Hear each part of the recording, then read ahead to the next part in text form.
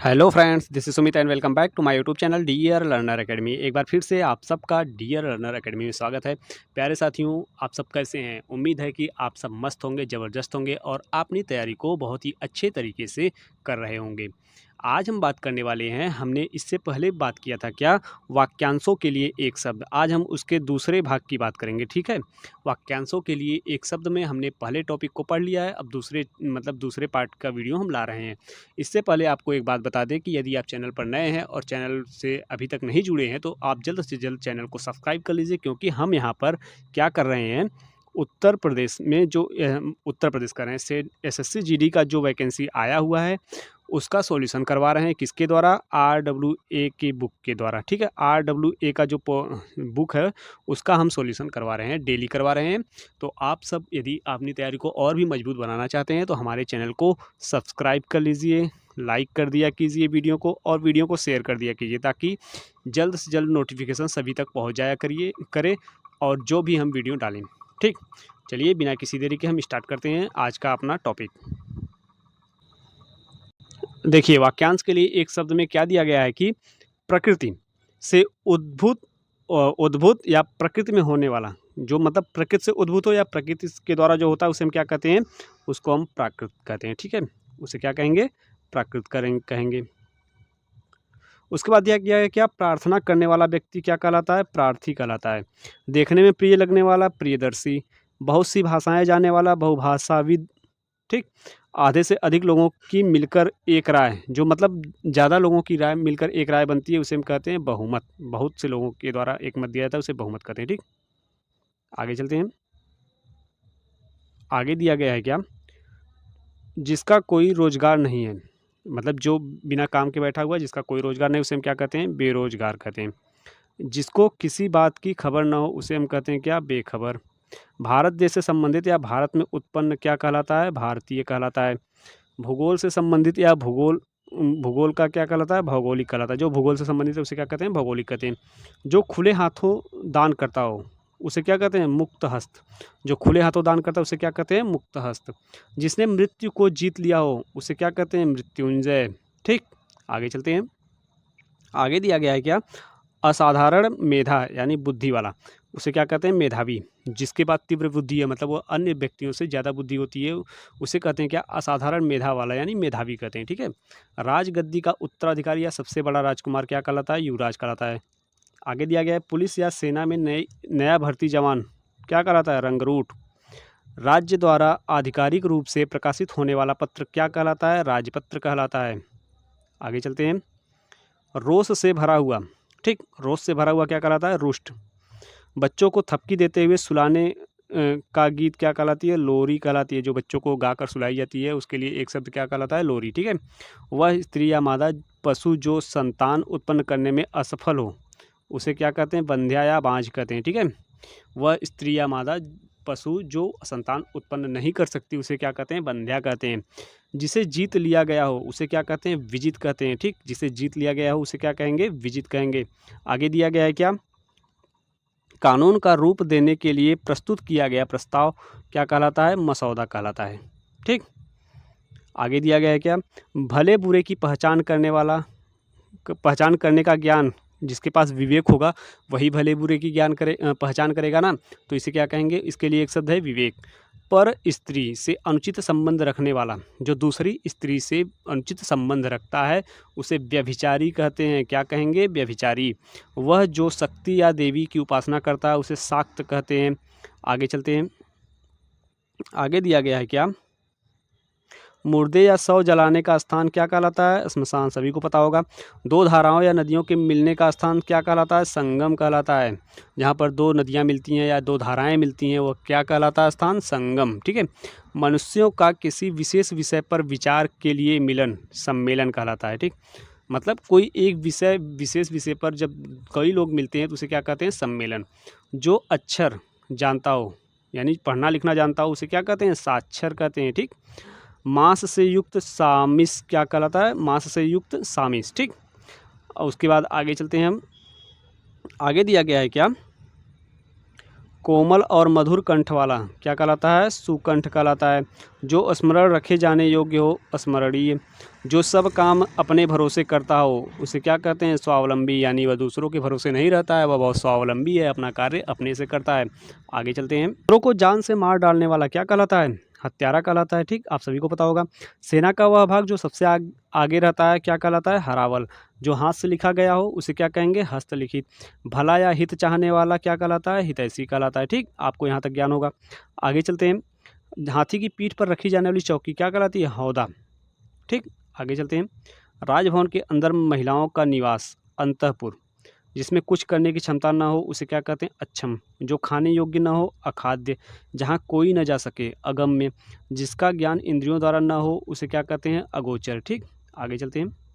जिसका जन्म पहले हुआ हो उसे क्या कहेंगे? अग्रज कहेंगे। जो सबके आगे रहता है, अग्रणी। जिसका चिंतन न हो सके, अचिंत्य। जिसका कोई शत्रु पैदा न हुआ उसे क्या कहते हैं? अजात शत्रु। यानी जिसका कोई शत्रु पैदा नहीं उसे क्या कहेंगे? अजात शत्रु।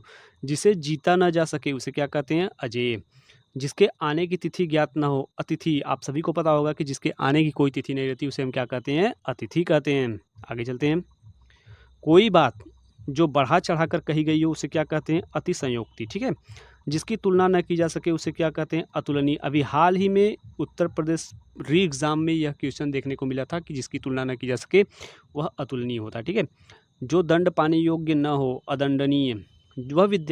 वह जो विद्यार्थी को पढ़ाने का कार्य करता है उसे क्या कहते हैं? अध्यापक या टीचर कहते हैं। ठीक है, आगे चलते हैं। जिसका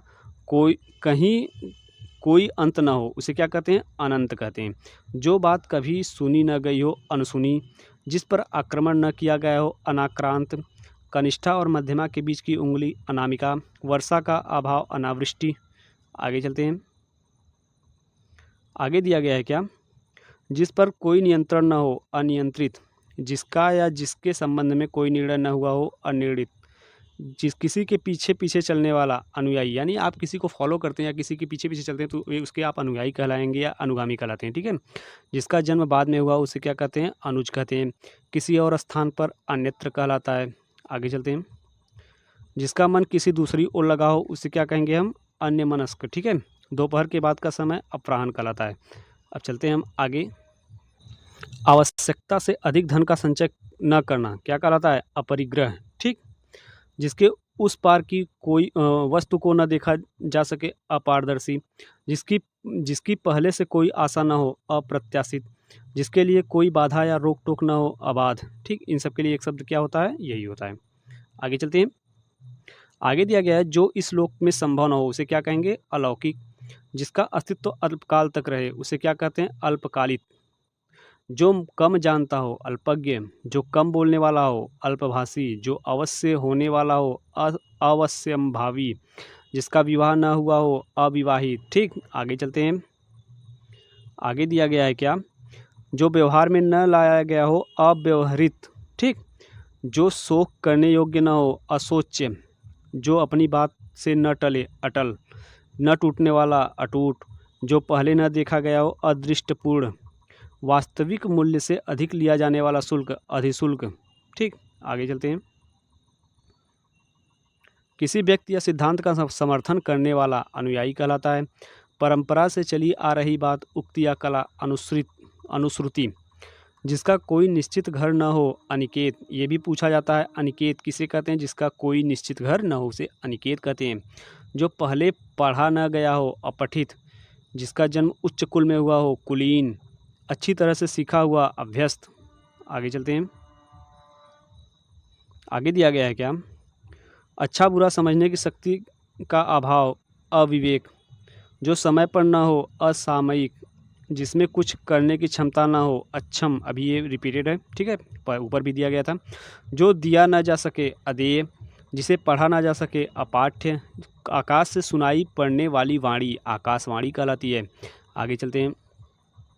आगे क्या दिया गया है? आक्रमण करने वाला, आक्रामक कहलाता है। वह स्त्री जिसका पति परदेश से लौटा हो, आगत पतिका। ठीक, क्या कहलाता है? आगत पतिका।